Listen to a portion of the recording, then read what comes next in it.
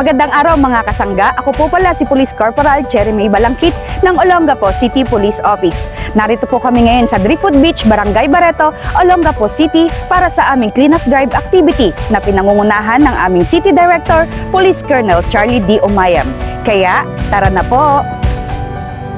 Ang Olongapo City Police Office ay nagsagawa ng cleanup drive activity sa ilalim ng Bagong Pilipinas Program, katuwang ang iba't ibang ahensya at advocacy support group ng lungsod ng Olongapo.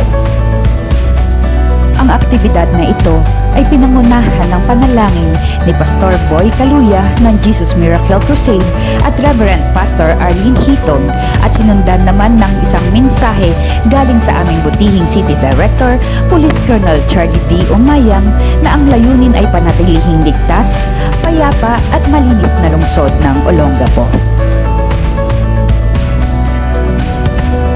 Katuwang sa aktibidad na ito ang ating mga partner agencies katulad ng CIDG Olongapo, 21st MARPSTA Maritime Police, 85th SAC Special Action Force, Olongapo City Forensic Unit, City Explosive Ordnance K9 Unit, at Army Reservists. Kasama din ang ating mga advocacy support group dito sa lungsod ng Olongapo, kaisa na rito ang IACA, PARDS FII, PICAG, KK. Barreto at CISSG.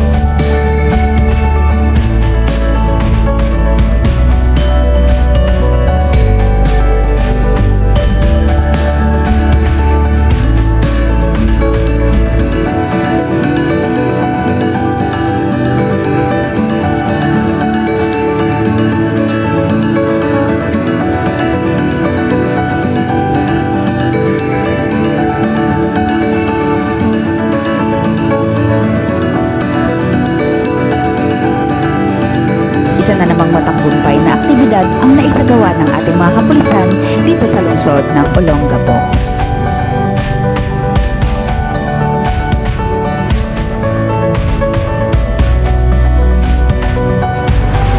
Don't forget to subscribe, like, and share ang ating official FB page at YouTube channel.